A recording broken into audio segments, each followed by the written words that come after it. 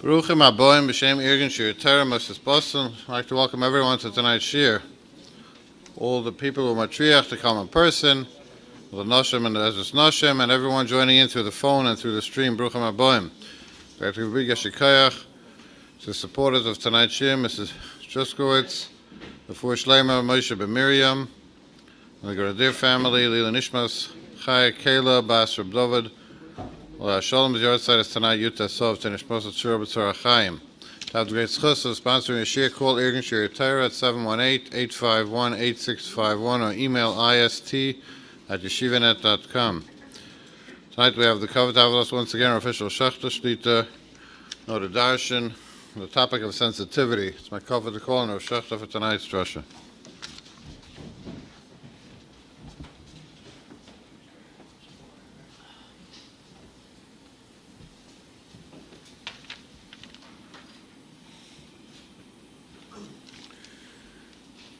Everybody say, how are you? How was your year? Everything okay? You believe it's a year already? Wow. Time flies. And I'll tell you a secret. I think nobody's going to disagree with me. The older you get, the quicker it goes. It doesn't slow down. Yeah. The older you get, the quicker. No? It doesn't matter.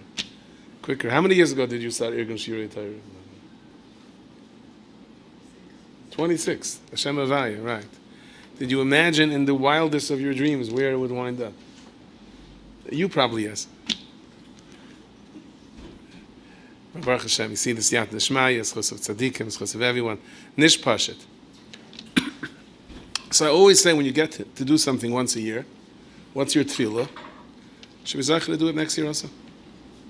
And if you keep giving this tefillah for 120 times, it's a pretty good mahalach. The Stipler used to say he was very, very careful with things that he did once a year. Simchas Beis HaShevet, that even when he wasn't feeling well, because he said, mitzvah gereris mitzvah. And if you do something once a year, a mitzvah gereris mitzvah, so it guarantees you the next year. Put everything else aside. Mitzvah gereris mitzvah. It's a mitzias. That doesn't mean you should only learn once a year. That's not what I'm saying. What I'm saying is that you understand what I'm saying. So another school for that is to think, when you do something once a year, is to be makabel upon yourself a Kabbalah, b'li neder, of course. Nothing major, no Gilgal Shelach, no rolling around mountains or walking barefoot on red ants. I'm talking about, little things. And to Sakir Rabbeinu Shalom, from now till next year, I'm going to try to hold on to it. And all of these things are a school for Richas Yom. Kadosh Baruch Hu says, okay, let's give him a chance, let's see. And I think that the Eibusha will help. So I'll give you now 20 minutes. You could all reflect on what you want to do tshuva on. No. Okay, you can do it on your own time. But an idea of what, I had some ideas last year. I'm not going to tell you whether I kept them. But at least it's something. It gives you a point from bracha to bracha. So shkoyach, thank you everyone for being here. I want to tell you that this is the best time for this year. This is the best possible time for this year.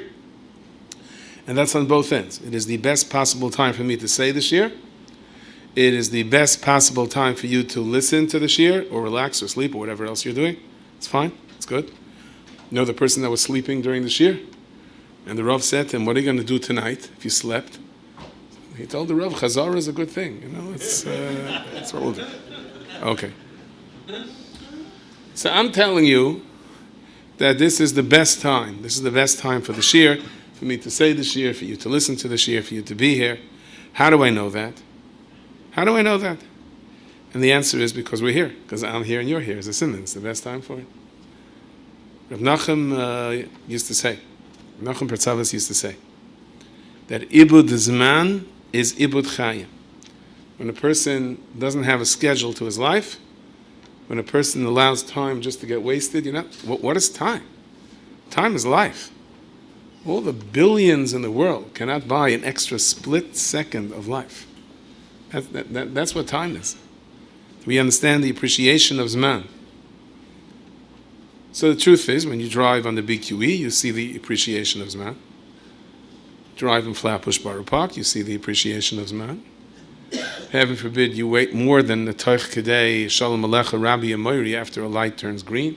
You hear it Kia Gedola.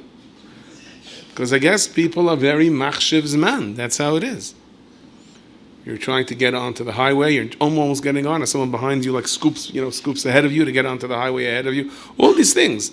So people have a special appreciation of Zman. But all these people that are beeping the Kia Gedola, because you're a bit too slow for them. Okay? And it goes, Kia, get out of my way, Trua, right? Then as they pass you, another Kia just to let you know.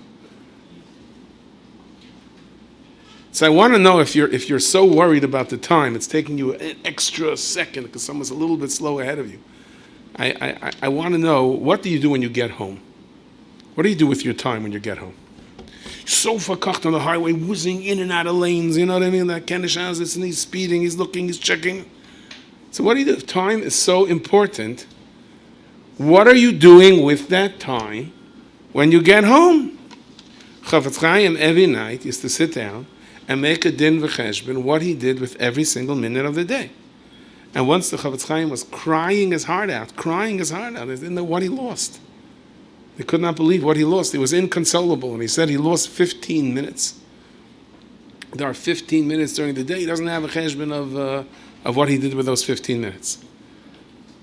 So I want to try to put time into perspective and Zman into perspective. When we get up there after 120, we're going to have a lot of surprises. Whole lot of surprises.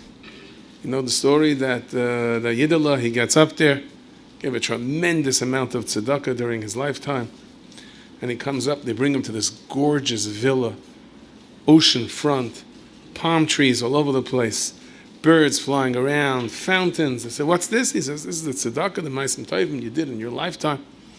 And then his wife comes by, she starts screaming at him. He said, if you wouldn't have hacked me a cup of our cholesterol and blood pressure, we could have had this 15 years ago. But it's not true. It's not true, because what we have in the Olam HaEmes means that we maximized every moment that we have down here, and we took care of ourselves and so on. But what's going to be the biggest surprise when we get up to Shemayim? So the Mabit says that down here in this world, we view tefillah as a way of getting out of a tzara. Comes time to daven, it's an eis tzara or geyser tainis, and there's unfortunately plenty of things to be geyser tainis for, and Yidden get together, Yom Kippur Katan, El is coming, and we cry out to Hashem. You want HaKadosh Baruch Hu to answer us. Yeah, the Rambam says, if you don't scream, cry, you're an achzar. He said, when we get up there to Shemayim, there's going to be a little bit of a reverse. HaKadosh Baruch Hu will spin it a little bit, and we're going to see the reality, and the reality is that we down here think that the tzara creates a platform for tefillah. It's just the opposite. Because the world needs tefillah, because I need tefillah, and you need tefillah to connect to Hashem, so memela, there are curveballs in life. It's exactly the other way around. And Reb Chaim Volozhiner says that from the history of Sheishis and Ebereshis, there never were two Shmon Esreis that were alike. That means if you take every single Yid, and every single Shmon Esrei, not only in your personal life, there never were two Shmon Esreis that are the same. Why? We do say the same words, and the answer is because you're not the same person at any given moment in your life. Besides the fact that you biologically, you're constantly changing. There are blood tests and DNA tests that can pinpoint how old you are exactly to the second, because you're it's a Metzias. You're biologically constantly changing. The kid that got onto the bus, until 6 you pay half fare. He looks like a big kid. He tells the driver says to him, how old are you? He says he's 6. You're 6? Yeah. You're 6? Yeah. When are you turning 7? As soon as I get off the bus. Right? But there's a time frame. We are a different person every second of our life. You can feel the difference when you're 80 to when you're 20. You try to run up the mountain, depending on how much exercise you do. But the emes is we're a different person, which means that every Shmona Esrei that we daven, it's a different person. This person never davened this Shmona Esrei yet. This person never davened this Shmona Esrei yet, who you are. But besides for that, our emotional DNA, all the things that make up the mix of who we are, And every single person sitting here, every single person watching, including this person standing behind the stender, right? We all have our share of anxieties and concerns and things that we hope for and frustrations and whatever it is. There's a certain mix. That mix is never the same. And that means that Shmona Esrei, that Shemaya Tefillah, that you're crying out, you're reaching out to the Avos. Help me. Who's me? Me is constantly changing. Time is extremely precious because it's not repeated. But Rabbi Hashem doesn't keep us here extra. We have only one moment, which is a perfect harmony of Olam Shana Nefesh, of the people that are around you, the mood of the people that are around you, the situation in life, where you are, who you are, how old the people around you are. That Metzias happens only once in a lifetime. It's constantly changing. So the Ma'ariv that was here before the Shir was one Ma'ariv. The Ma'ariv that is after the Shir is a different Ma'ariv. Hopefully after the Shir will be much more rested and so on. So I saw a Peledic story. Chaim Kanievsky, Zayn Gesund and Stark, the Leib Mashiach, when he was preparing for his Besho, quote-unquote, date meeting with his Basherta. So it appears, the way I understood the story, that it was the Shkia right coming into Shavasa B'Tammuz, and he was in the middle of taking a haircut, and he probably pushed it off until the last minute. And halfway through the haircut, he looks at his watch, and he tells the person giving the haircut, "Stop! Shkia, 3 weeks, can't cut your hair." He says, you can't go see your person that could have been your wife with half a haircut. I'm not sure if he already cut the back, maybe the front of the hair and the back was still, I don't know, maybe there's a difference there. But especially if, you can't. Like, what do you mean I should stop? He says, stop, there's ein eitzav ein tfuna neged Hashem. It's the Zman. What do you mean, it's the Zman? I mean, it's the Zman. Well, when could I finish? In 3 weeks from now. So they ran to ask the Chazon Ish, does he have to go see his possible wife with a half a haircut? And the Chazon Ish said, if you started, that's what it says, if you started in the Zman, then you could finish the haircut. I have to wonder, did the Chazon Ish smile when he got to Shiloh? But I think there's so much to learn from this. Like most of us would say, of course you can finish. I mean, I can't go to a date with a half a haircut. A one polished shoe or whatever. Guess what? This man is this man. It stops. And I think what it shows of Reb Chaim, even as a bacher, there's no playing around with this man. That every moment in life is precious. And a moment that passes that you didn't use is lost. Here's who you are. So it says that there were 10 things that HaKadosh Baruch Hu created. Erev Shabbos bein hashmoshes. One of them was shadim.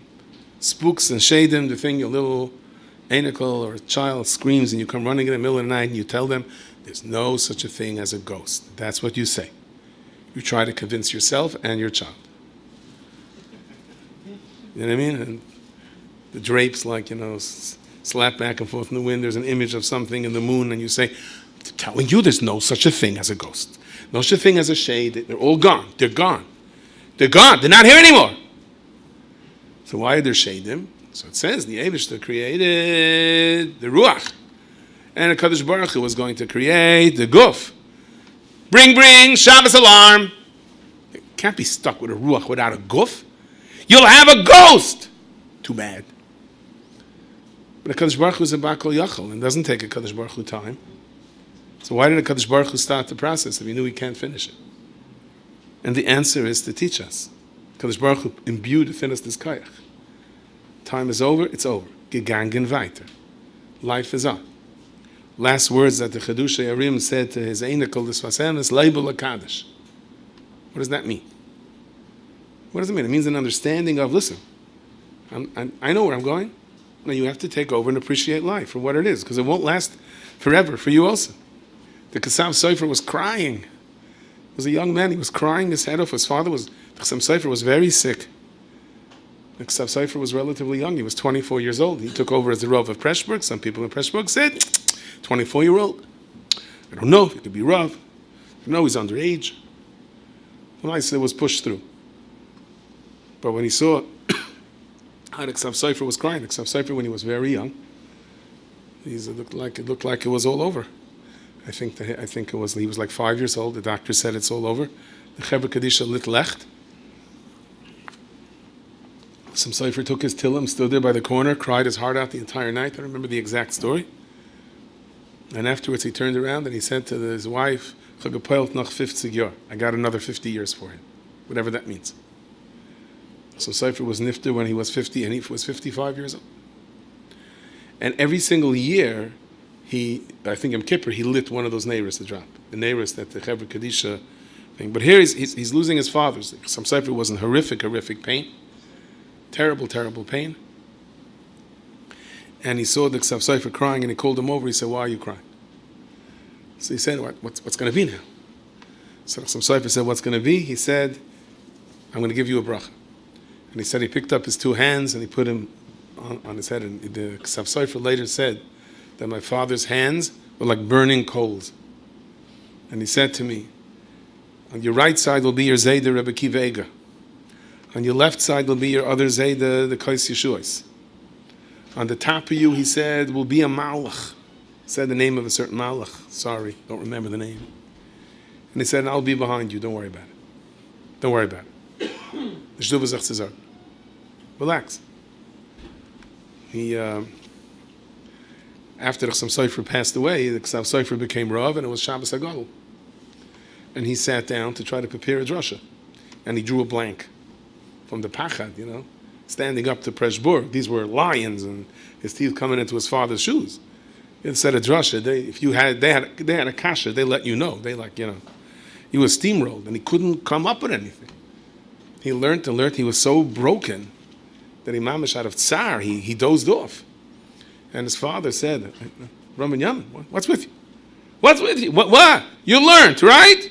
Vayim shemayim, tishma b'yoshan, tishma b'chadash. What's your problem?" He says, "Dad, I don't have a drasha." So he says that some Sofer gave him what to say, Agadata and drasha and everything else. He said, "It's yours. It's yours." And he said a drasha, the 24-year-old said a drasha, the people couldn't believe it. They felt it was mamash like his father's drasha. They could not believe it. And they say after the drasha, someone told him, and says, he says, "It's mamash hatolda of your father." He said, "Actually, this drasha was an av malacha," he said. He didn't explain what he meant till later, he said, that his father gave him the drasha. But I think there was an understanding. Listen, this is your role up until this point, and it goes further. Moshe Rabbeinu wanted to come into Eretz Yisrael. The Rebbe said no. He said, "Can I be a shar? No. Can I be a bird? No." Moshe Rabbeinu said, "At least the bird has time that he could use. Time is up. We have to use our time down here on this world." You want to put time into context? How precious time is? In April 2018, the Canadian research ship, the SS Carolus, went on a mission up and down 1,000 miles along the east coast of Nova Scotia. And its job was to scan where the best place would be to put in a new transatlantic optic line between New York and London. And the purpose of it was that if I'm in London and I say, "I want to buy that stock. I want to buy that stock now!" I want that trade to go through as quickly as possible. And with this new transatlantic line, it would take 59.6 milliseconds for the trade to go through from London to New York or from New York to London. And before they put in this new transatlantic line, took forever. A trade between New York and London took 64.8 milliseconds. You know how much this line is projected to cost? A mere $300 million. $300 million. You could almost buy a house in Borough Park for that. $300 million to lay this line at the bottom of the Atlantic to gain 5.2 milliseconds. What is 5.2 milliseconds? Right? Because, if you got to get the trade before the other guy gets it. You're talking about billions or trillions. Do we understand the value of time? Can we possibly understand the value of time? The value of an Amen Yehei Shmei Rabbah at a given moment. Rabbi Sai, the older you get, the more likely it's going to happen. You got washed. Someone took you apart piece by piece. You were so hurt. You did someone a favor. You really did someone a favor. And now you needed a favor back. And the guy said, excuse me, who are you? And you feel like a shmata, shebeshmata, grind it up. And you say, Rebbeinu Shalom, okay, everything is in your hands, whatever's supposed to be. That millisecond that you say, Kadosh Baruch Hu, I'm a Kabul, everything Bahava, if it wasn't Besher to me to happen, it wouldn't happen. And that's the way it is. Gegangen is gegangen. Somebody told me he came home one night years ago. I always remember this. His wife, and she wasn't even like it. She was upset about something which even makes sense. It wasn't his fault. It was one of those days. She took him apart from the yichud room, all the things he did wrong for the last 20 years. And she had perfect memory. She forgot nothing. The guy felt like, you know what, hit him. And he wanted to explode. He just said, okay, it's bashert. Okay, it's bashert. Said he came into office the next day and whatever, one of his partners was arrested, a whole garachka. He found out afterwards that it could have been him or it could have been his partner. So the Maisa, the partner, the Tzacharos gedreit after only, who knows how many millions of legal fees. So he said, it was very clear that HaKadosh Baruch Hu said, okay, I can give you this instead of that. Don't argue with Hashem. Don't argue with him. Just take it. Take it for what it is. We're coming into Shemitah, right? So I remember I was making an appeal for Keren HaShvius years ago, and they gave me a bunch of farmers to talk to in Eretz Yisrael. And what happens to farmers, right? All the Moifsim, that he was Shomer Shvius, and at the end, his cinnamon started to grow, and everyone needed cinnamon, oregano started to grow, and I don't know, some kingdom in Serbia needed oregano, all Nisim and the flies, and right, the old famous story with the grasshoppers that didn't eat up the locusts, that went around Kamimias, and everyone's telling me they're Moifis and writing it down for the appeal. And they leave the best one for last. And I speak to this guy, a real farmer, on the phone. I didn't need a picture to see what he's like. He's munching on his cigar. Mato! He goes, Shomer Shvius? No! This is going to be a great conversation here. I see. Ready? I said, they told me to call you. Hey, Mamri, let's also. Hebrew? My Hebrew! Ze Hebrew! Well. You speak English? Better than you speak Hebrew. Okay. You're Shomer Shvius? No. What do you want? They gave me your number. So what happened on your field when you were Shomer? What do you think happened? Nothing grow. No panos the whole year. And then no parnasa all year. And then more no parnasa. I don't know if it was a good conversation. This is going to be a rough appeal. I'll tell you one thing, guys. And I'm like, that'd be a reason they told me to call you. And I need to pay mortgage payment on bank, and bank take away farm. And then I don't have farm. Like, what you slow in the pickup? Okay, really was a... I was going to say it was a pleasure speaking to you, but I didn't want to lie. I said it was an interesting experience speaking to you, and he's about to hang up, and he says, Chabibi, Ingeman. He speaks Yiddish also. He says, I married 20 years, didn't have a baby, had a baby this year. He says, a fool tells Hashem, pay me back, huh? He says, as if to say it was very clear what he was saying. Yeah, like the Rebbe Reb Zisha says, you're going to ask. Hashem says, you want the bracha on the field, I'll give it to you. You want to just take the punch? Hashem says, I know better than you know when you need the bracha. There's a famous story, a lot of such stories, common such stories. This bacher, he's a little bit of a, how should I say it in a nice way, expansion. Now let us say today, overweight. Expansion, verspreit Yiddishkeit a little bit. He went up a ladder. The ladder was not reinforced enough, and he came zetzing down with all of his svarim. He was like packing the svarim away, and the other burst into laughter. So a bacher went over to him and said, please, can you give a bracha for my son, to my brother, become a chassan, and take those bizyonis and give it away? I said, okay. No problem. That's a human moment, right? It's very embarrassing to come crashing down the ladder. Hashem says to the malachim, you stay out of it because you don't understand what it means. If you're overweight and you come crashing down a ladder, people are laughing at you. You don't get it, malachim.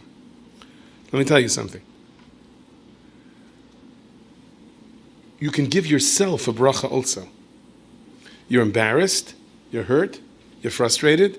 It's one of those days you can say, okay, Rabbanu Shalom, help me. It's good to give other people brachas, but you have a koyach to give yourself a bracha also. Use that moment, because Agmas Nefesh is very unique. And the exact amount of Agmas Nefesh, exactly how it plays itself out, will never repeat itself twice. And every Agmas Nefesh is a Metzias, is a koyach for a different bracha. Belzer Ravschan, the bracha Rabbi Yisachar Daiv, ran away from Belz in World War I, as most tzaddikim did. Then he ran to Vienna. He wound up in Hungary. In Hungary, he heard he heard a Rav giving a drasha. I meant to say drasha, not Russia. And he was screaming, he was saying, Gidon, you see what's going on? If you're not going to do tshuva, we're all doomed. Well, the Belzer Rav said, calm down. He said, he said, what do you want from Yiddish children? He knew it was the Belzer Rav, so he spoke to him. He said, so what should I talk about? He says, tell Yidden to ask for Mashiach. Mashiach is going to come, then you're going to see we'll do tshuva. But you have to go, it's not working the other way. Do tshuva, we're not doing it. Tell the Davish to bring Mashiach, we'll do tshuva. So he says, so what do I do to tell the people to bring Mashiach? He says, Achdus. Talk about Achdus. Talk about Achdus in camp. We got Achdus, that's great. But what happens after you leave camp? What happens when the other team wins color war? Not so much Achdus, right? What does Achdus really mean? Achdus means my Nisayan, my now, with whom, where I am, my age, my spouse, my wife, my husband, Shabbos Nachman in the city, Shabbos Nachman in the country, whatever it's going to be, lost opportunities, children, Nisyanis, and people have so many Nisyanis. It is who I am for this marriage. It is who I am for this Shabbos. Let me make it work. Let me not blame. Defocus on my scorecard. This is where I am. Once read a story of two people that they were part of a military intelligence unit in World War II. They parachuted out. They were supposed to land someplace in a German city, and someone mixed up the maps, and they landed in a swamp or in a mud. And they were sinking in the mud, and they were struggling with the parachute to get out. And one of them said, they messed up. It's not the first time they messed up. I'm writing up a report against them. He said, any minute the Germans are going to be here. He says, you want to write up a report or you want to die? He says, you want to live, we got to move on. You're in the mud? Move on. And befrat, if there's a boy that knows if you're in the mud, you're supposed to be. So there's Rabbi Gedalia Moshe of Zavil. I know I've said this story before, but every once in a while I like repeating it. Rabbi Gedalia Moshe of Zavil was the son of the Heilige Tzaddik of Shlamka of Zavil. And it is 1948. And Yerushalayim is being shelled. And there's death and destruction in all corners. And nobody knows what the next split second is going to be. Nobody knows what's happening. It's a tzara she'en kamayu. So let me backpedal a little bit with this story. There's a Yid in Yerushalayim, the Mattersdorfer Rebbe, not the Mattersdorfer Rebbe, the Mattersdorfer Rebbe. And he had from the tzaddik of Gedalia Moshe, was the son of Rav Shlomo of Zavil. He had a briefcase with private things that was Yerusha. Nobody was supposed to look into it. And once his Einakol, his grandchild, was there, and he said to the Rebbe, Zaidi, you have a briefcase from Rav Gedalia Moshe of Zavil? He said, yes, I do. No one is supposed to look inside, of course. Okay, I'm going to the Chas Rabbi Mesader Kiddushin, okay? Are you okay here alone? Yes. Remember, don't look into the briefcase. You never tell a kid, don't look into a briefcase, Never tell a kid, don't hang upside down from the fire escape, because... So the kid says, no, I'm going to be a good kid. My Zaidi said not to look in the briefcase. I'm not looking in the briefcase. No way. And he went, he chazed over the Gemara. He learned the whole week. Chazed over the Tosfos. He did all the Kitzur Shulchan Aruch. He did all the Mishnayos. He did his homework. He said his Tillim. He was Maver Sedra. And he looked at his watch. All of 30 seconds passed. What does he do with the rest of the time?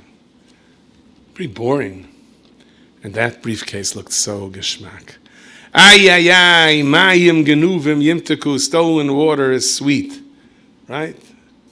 The lechem sesarim, the hidden breads, Erot Chayidisha cup also is a lamdan. He says the tzaddik said, and he promises Zayda not to look in the briefcase. But if he opens up the briefcase and he takes the contents of the briefcase out and puts it aside, that's not called looking in the briefcase. Pashto cheshbon, right? So, pop, he opens up the briefcase. Granted, it was locked, but that wasn't much of a problem for him. And he closes his eyes. Chas v'sholom, you're not supposed to look in the briefcase. He takes everything out, puts it on the paper, and he starts looking and sees different things. One of the things he sees is an old, crumply yellow paper. And on this yellow paper are 50 signatures. 50 signatures. It looks like they're signed like in here, there. And all the way on the bottom, there's a signature from the Rebbe. And the Rebbe writes, V'gam ani orev badam, I'm also a guaranteer for them. He recognizes some of these names. It's fascinating. He wants to know what these signatures are. He doesn't know. All of a sudden, he hears his grandfather coming, and he's worried his grandfather may not chap the lumdus, that he never really looked into the suitcase. So he quickly rolls it up, quickly puts it in, quickly closes the suitcase, runs up the ladder, puts it back where it came, jumps back down, opens his Gemara. His grandfather walks in. You okay? You look out of breath. This is tough taisus. Tough taisus. I've been working on it. It's like, mamish hard. Really hard. And he goes, Zaidi, yeah. Can I ask you what? Oh, can't ask him, right? He can't ask him because he wasn't supposed to look in the briefcase. But he was dying of curiosity. Many, many years later, he's a Rosh Hashiva, and he goes to be Menachem Avol, a Yid in Yerushalayim. A Yid was an Ish Kaddish. He was a Biyana Chassid, a Talmud of the Chazon Ish. His name was Reb Chaim Barim. Chaim Barim was, if you know, was Ish Koilis. He was Rosh Hashiva in Skver for a while. Rosh Tzaddik. And go on and on about Reb Chaim Barim for hours. So he came to Menachem Avol, them, and he's sitting there, and he hears them talking about 50 signatures, a Gedalia Moshe of Seville, a paper. This kid that didn't look into the suitcase is now a big Rosh Hashiva. Use this kaiches right. And he was like, he said, what was that about 50 signatures? Because no one ever saw the paper. You have a cold? He tells them, can I talk to you for a minute? They walk out to the next room. He says, I saw the paper. What is it? You saw it? How did you see it? It's a long story. But no one was supposed to look in the briefcase. I didn't. But just tell me what. I'm dying of curiosity. They told him the story. Chaim Barim is a young man. He just gets married. His wife is very, very sick. She's dying. It's the middle of the war. He can't get a doctor. He tries to run to the hospitals. They're busy, running out of morphine, running back and forth, injured, burning. He hasn't got anyone to look at. He doesn't know what to do. So he runs to Rav Deshinsky, the Rav of Yerushalayim. He bangs on the door. He says, my wife is dying. What should I do? He tells him, Rav Shlamka is not here anymore. Go to Rav, he used to go to the mikveh, toivel himself. He would come up at Yeshua. Go to his son, Rav Gedalia Moshe. So he ran to his son, Rav Gedalia Moshe. And Rav Gedalia Moshe opens the door. He says, it's a curfew. Bombs are falling. What are you doing at night? What are you doing out? Because my wife is nice. I can't help you. I'm not my father. Go home. He comes home and he sees the matzav. Her color is changing and he's losing her. So he runs back to the Rav of Yerushalayim. He says, what should I do? He says, go back to Rav Gedalia Moshe. He says, but he threw me out. He says, tell him that I, as the Rav of Yerushalayim, I'm geyser on him. He should do something for your wife. He runs back. He bangs on the door. Gedalia Moshe tells him again, what are you doing out? He says, the Rav of Yerushalayim was geyser on you. Should do something for my wife. He says, okay. Take 50 people and get them to sign that they give away a year of their life for your wife. He said, Rebbe, there's a war outside. People are dying. Buildings are caving in. No one knows if we're going to be alive the next second. Like, how in the world am I supposed to go knock on the door? I'm not going for an adult. Can you just give me a year of your life? It's not going to work. Tax deductible. It won't work. Have a credit card machine? No, won't work. Won't work. Chase, quick pay? No. It's not going to work. So the Rebbe said, okay, tell them that anyone that's willing to sign that paper, that they're willing to give away a year of their life for your wife, that I guarantee them they'll live through the war. Now he's running, and the Jordanian artillery doesn't stop. And a bunch of people running into whatever the bomb shelter was in those days. the miklat, and he runs down, he's inside. And just people are screaming, and it's hot, and they're yelling at each other, and nerves are at wit's end. And he goes, whatever a boy said, they go, no appeal now. He goes, anyone, can I please have 50 people to sign that they're willing to give away a year of their lives for my wife? Looking at him like, what? Any second, this building is caving in. That's what stood up from Zinn and Gansen. So he says, Rav Gedalia Moshe of Seville said that anyone that's going to sign this paper, he's going to promise them they're going to live through the war. There was a mad dash to sign that paper. People in Zechga had to get to sign the paper. He couldn't even grab it. He brought it back to Rav Gedalia Moshe. And then Moshe let him go home, and his wife lived another 50 years afterwards. 51 years afterwards. And now he understood what it meant that Rav Gedalia Moshe also signed the bottom of the paper, and he said, V'gam ani orev b'adam, that I am an orev, I am a guaranteer for them. Think about this for the moment. Do we have an appreciation for life? You ever stop? And Moshe says, you wake up in the morning and you say, Moida ani, you know what that means? You woke up? That you're alive? No. But what my wife did to me, what my mother-in-law said to me, what my husband, nobody in the world was ever as frustrated as I was. Really. Let's not get into the suffering of the Yidden in World War II because can't even go there. I want to say a very interesting fact. Russian soldiers that became prisoners of war to Germany. They were in German prisoner of war camps. They were not exactly in first-class hotels. They were tortured, they were beaten, they were starving. Less than 20% survived. Less than 20% of the Russian soldiers that were taken, as those that they took prisoners, sometimes they just killed them. Less than 20% survived. You can imagine what they went through. Gewaldig! The war is over. They're back home to Mother Russia. And Father Stalin was not very interested in them. He said, off to the Gulag, Siberia for you. Sent them all to Siberia. What do you mean? Prisoners of war come home like that. You run out to greet them, right? You embrace them. That's like that touches on the heart of the country and its sacrifice, huh? Stalin had two problems. One is, what do you mean you were taken prisoner? You should have fought to the death. That alone is a merida b'malchus that you were taken prisoner. And number two, he was very concerned that if they were in German prisoner of war camps, what if they became sympathetic to Germany? You never know. After starving to death and being beaten and tortured, could you become sympathetic to Germany? That was in Stalin's mind. He wasn't taking any chances. They had already too much, the West, connections to the West.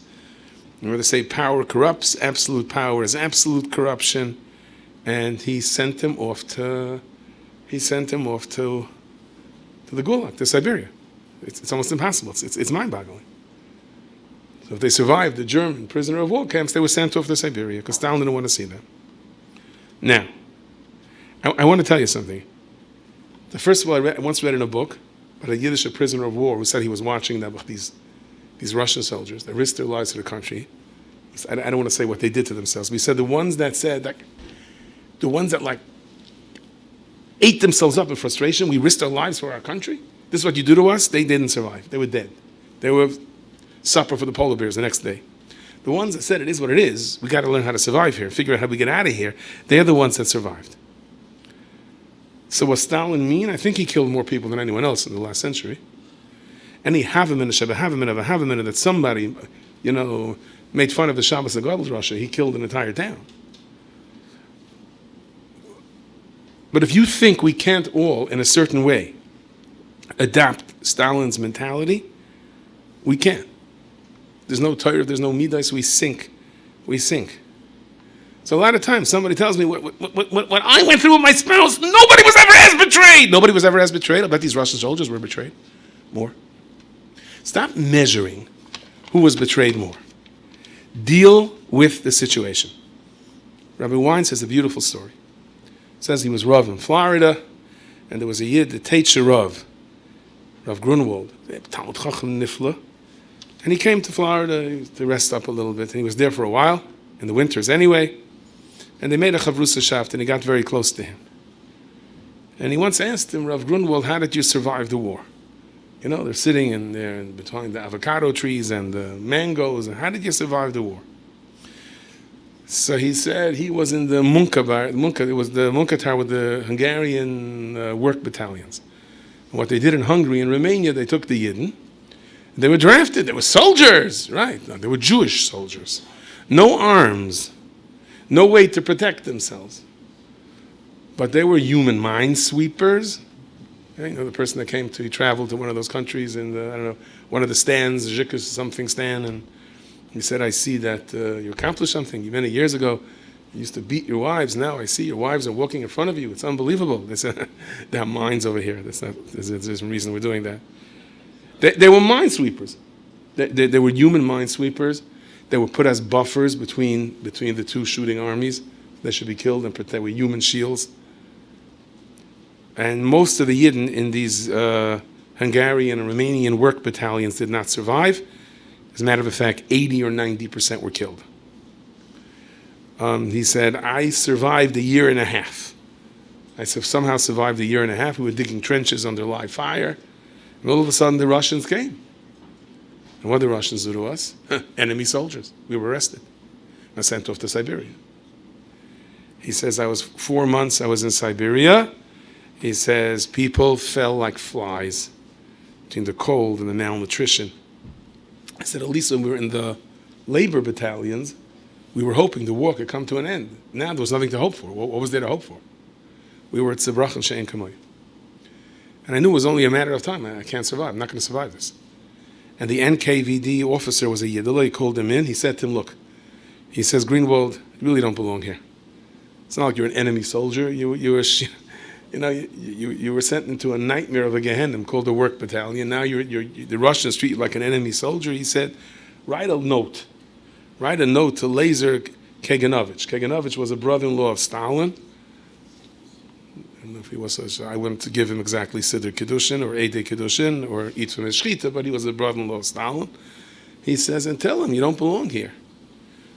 He was like, what? I write a note to Kaganovich. He says, you write the note, I'll get it to him.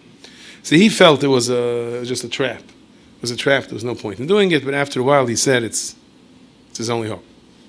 He's not going to survive this. So he wrote the note, and he wrote, that he prayed every single day that Russia should win the war. The Germans are. They put him in there. They dig the trenches. Now you're treating me as an enemy? Like, I'm your most loyal person. And one day, many months later, a fancy car pulled up, 4 flags, and out comes some fancy person. He goes, who wrote the note to Kaganovich? He says, Simagit, Shamnu.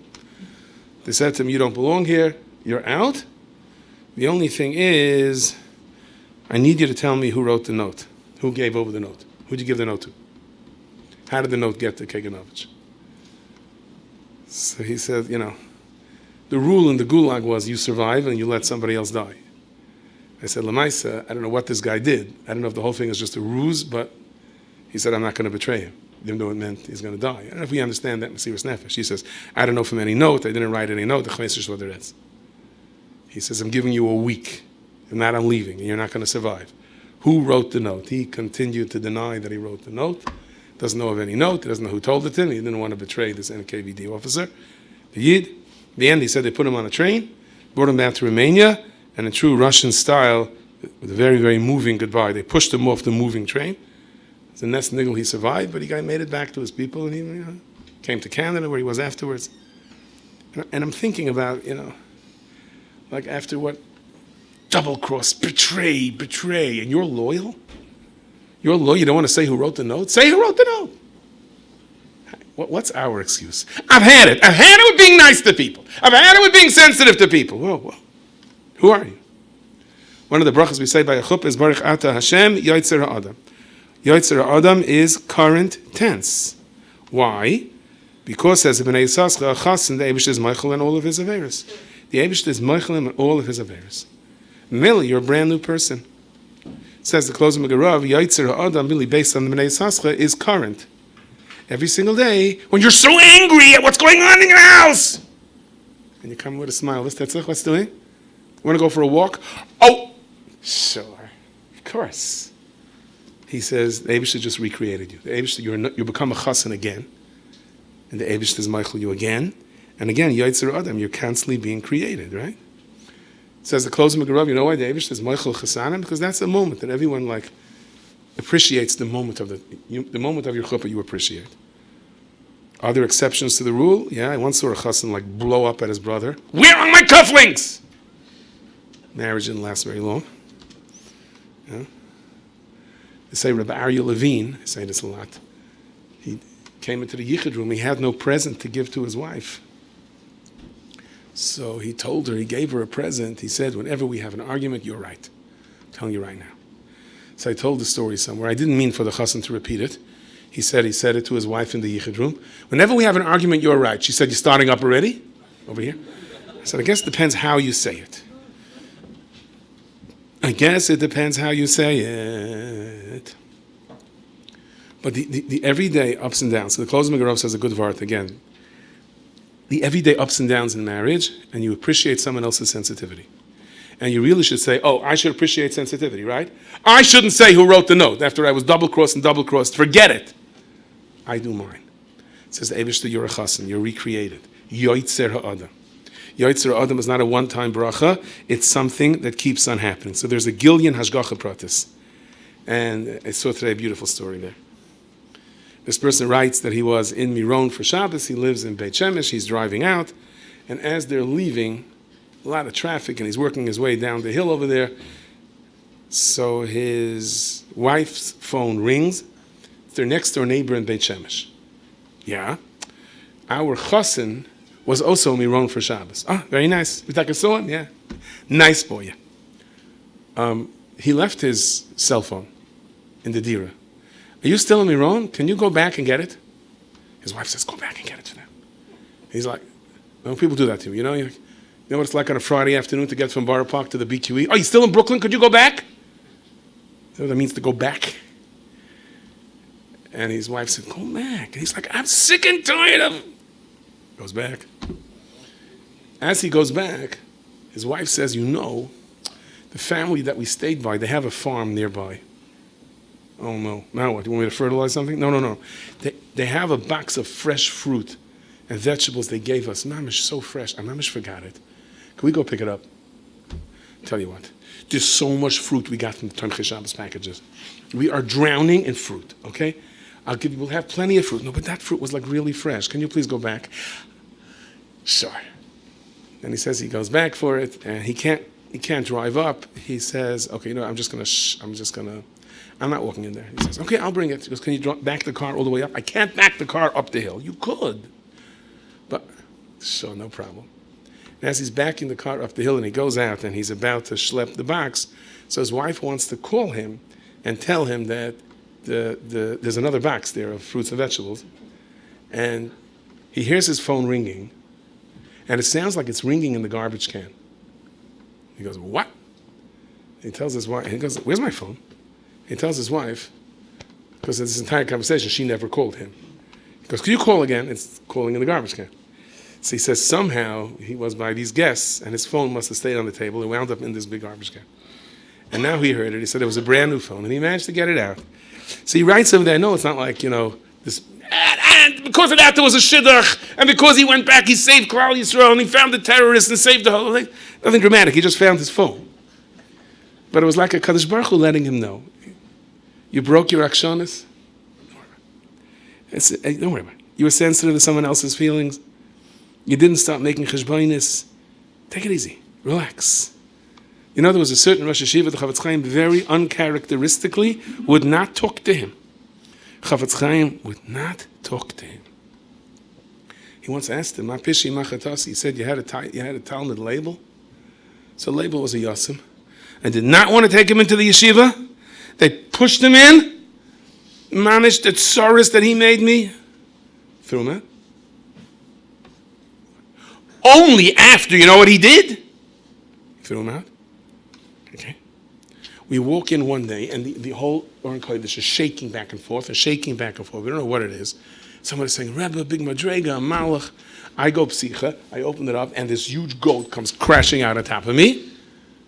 probably the ones that the city brought in to eat up Prospect Park or something. One of them wound up in the Aron Kodesh. And Label is laughing. And I said, Label, pack your bags! And he said, you know who this Label later became? It became Leon Trotsky, who led the Red Army. Eventually, very interesting, eventually the Chavetz Chaim did a chayrim on him, and because he was like sending in his people he knew all the insiders. He was mamash like a bar laharga chashkim laharga, and right afterwards he got into a little disagreement with Stalin, which meant he had to run for his life. He wound up in Mexico someplace, and even then he had visitors that was he in Mexico that he assassinated him? They assassinated him, right? Mexico City. So as I said, if you would have not thrown him out, he was a yassim. You've had it. Who says, you know? He says, well, it was a part of the frustration. That's how it is. They push these kids into yeshiva, then there's no one to talk to. Then it's your fault. You know, there's a lot of frustration. You're right. So deal with it. Deal with it. We're not going to live in the world of where you are. So Rabbi Sai, don't write yourself off. Even if you're the one that put the goat into the Aron Kodesh. You see, we learn from here. It's my fault. I'm the one that put the goat in the Aron Kodesh. I did things I shouldn't have done in my marriage. I did things I shouldn't have done in my neighbors, okay? Don't throw yourself out of the yeshiva either. Be sensitive to yourself. You know, there was a scary story came out in the press this week. That one of the Iron Domes in the last war, bring the Gula Shlema, almost misidentified an Israeli F-15 and shot it down. Did you read that, Reb David? And it seems it was a very close call. And whoever shot that Iron Dome missile realized the last second that it was going after an F-15. It was going after it. It was going to shoot. It was going to take down a plane. He detonated the missile prematurely. Even then, it did damage to the plane, but the plane survived. It was a quick, risky decision, but he had no other choice. And I'm thinking to myself, if only we could do this. You shot a missile. It's going in the wrong direction. It's going after your wife. It's going after your husband. It's going after... Only we could detonate it, right? We could blow it up before it hits. Just stop where you are.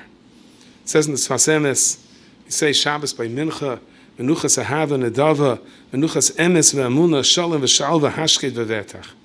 He says every Yid has Menuchas Nefesh. There's a Cheres.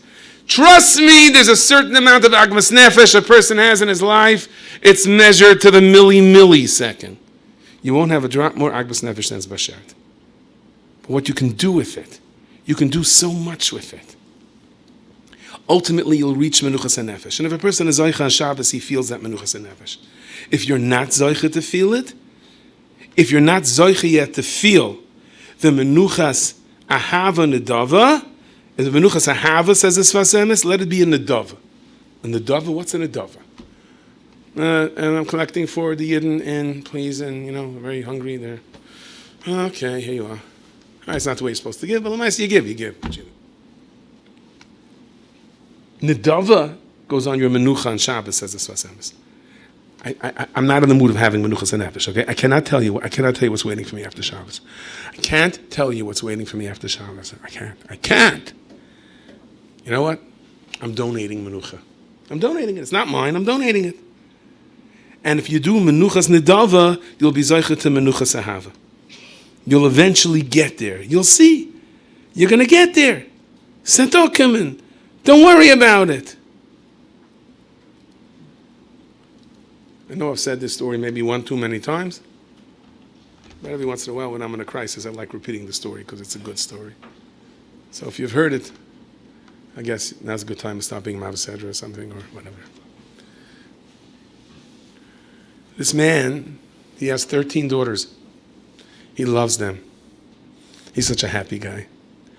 Baruch is a Samza Chassid. He's a Chassid of the Heilige Divrei Chaim. Comes to the Divrei Chaim. They say to the Rebbe, ask him for a bracha for a Ben Zachar. I know whatever Hashem gives me is good. Ask him for a bracha for a Ben Zachar. Goes into the Rebbe. He says, the Rebbe, I have 13 daughters. I love them very much. Maybe. 13 Adams. That's right. That's right. But maybe. Should have bought those Esrig boxes wholesale, right? Maybe. The menorahs, it goes with those menorahs, right? You come in the buying a menorah for my chassan. Well, it depends. What do people buy? I want to look. Well, the average one does this. If you want to show he's special, you do this, right? Then the next year, the average one does this. You want to show he's special, you get up on the ladder. Okay, whatever the case may be. So he tells the Rebbe, I'm not the biggest Rachmanis here. I love my daughters. Ben Zachar is a good thing, So the Rebbe looks at him, the Richaim looks at him, he says, I can give you a bracha for a Ben Zachar, but you may not understand it. Rebbe, I don't have to understand things. You may get frustrated. I don't get frustrated so easy. That's why I trust you with the bracha. You're going to have a Ben Zachar. Berish walks out. Did I say his name is Berish? He walks out. He's jumping for joy. The Rebbe said, I'm going to have a Ben Zachar. The Rebbe said, he's calm down. He's ordering the bundlach for the Shalom Zachar. It's a done deal. He's giving a bar mitzvah tefillin already at Ben Zachar. You weren't even home yet. He comes home. He's so excited. He runs to the Polish office with the birth certificate, where they put out birth certificates. He bangs on the window. He wakes up this old Polish clerk. Huh? Birth certificate to my son! My son was born! The Rebbe said! Oh, Rebbe, what Rebbe? Who? He stamps it, shine on his eye. He's like, the Rebbe said of Ben Zachar! That was his way of... Anyway, everyone's like, calm down. Anyway, sure enough, his wife is expecting a simcha. Baruch Hashem, 9 months go by very, very fast. And Mazel Tov, Berish had a girl. Number 14. They thought Berish is going to, Berish, Talking about someone's going to be a little bit nervous over here. Going to come out smoking, chain smoking. He's Baruch Hashem, Berish is so go back to the Rebbe. Something's wrong. Nothing is wrong. Everything is good. Nothing is wrong. I don't have to understand everything. He gives a kiddush like this town never saw such a kiddush. Okay, that was the Nisayan. See, the Nisayan was if he has one more daughter, he won't complain. So the next year, there's the Shemiz Baruch, Mazel Tov, Berish has a daughter. Number 15. Berish go back to the Rebbe, something's wrong. You know what I mean? There's a glitch in the computer system of the bracha. No glitch, nothing. He's so happy, he gives a kid, there's like he never had. Next year, another daughter. Go back to the Rebbe. Nothing doing. Next year, another daughter. That's how it was in this town. There was Rosh Hashanah, Yom Kippur, Sukkot, Chanukah, and Berish has a daughter. It was on the calendar. All the calendars that, when they printed the calendars at the beginning of the year, they already had. They had those are things. It was pre-printed already. Finally, Mazel Tov, and Berish has twin girls. So go back. Finally, 8 or 9 years later, he has a son, and they thought he's going to go through the roof. And he goes, well, of course, the Rebbe promised. Anyway, fast forward 10 years later, the Russian commissar and his chevra surround the town. They're looking for draft evaders in the Russian army. And says, Saris V'Yabag, they're dragging everybody, and they go over to the Russian guy, and they're saying, Yidden in the army, they're not going to survive. They'll get stabbed from the front, get stabbed from the back. He says, nothing doing. And they tell him, Chas v'sholom, we would never bribe you. How would you like to play cards, and you'll win 500 ruble? Like, it's not a bribe, kasher it somehow. So he says, I need an excuse. They'll kill me. And all of a sudden, he sees from the distance, they're grabbing this 10-year-old kid. She's kicking and screaming. And he goes, what are you doing? He says, he's 18 years old. We find birth certificate in office. He says, you out of your mind, he's a little kid. Of course, his birth certificate said he was 18 because the birth certificate was given 8 years before he was born. He says, you're drunk. Operation canceled. That was already his excuse. And then he won his 500 ruble in the card game, if you understand. And Layashem HaYeshua. So they went back to the Divrei Chaim. They said, wow, what a meifus. But the Rebbe sent another 8 girls. He said, it wasn't my meifus. It wasn't my meifus, he says. If you're on that moment that you want to explode, and you say, okay, Rabbi Shalom, you just know better than I am. You're not going to get me to explode. You're not going to rob me of my simchas achayim, and there's no end to the brachas of life, the Yeshuas and simchas, and for sure the good gebench yar, the Be'ez Hashem Yisbarach is coming.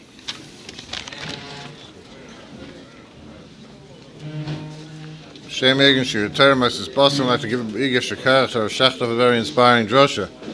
Rabbi Yishai, show you sensitivity to the needs of Klal Yisrael, for the Limud HaTorah, Barabim, with these gewaltige shiurim by sponsoring a shir.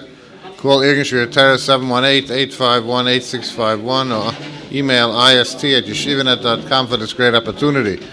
I'd like to give a big yeshikar to the supporters of tonight's shir, Joskowitz family, the four Shlema, Moshe ben Miriam, and the Grenadier family, as Chusli Nishmas Chai Kayla, Bashab David, Shalom, for the Yortzites tonight, Yud Tes Ov. Shikach to everyone for coming. Chananya ben Akashem Ratzakadosh Baruch Hu Lazakes Es Yisrael Lefik Achiblam Taramitza Shenem Al Nechafetz Aman Sidka Yagdol Terav Yader.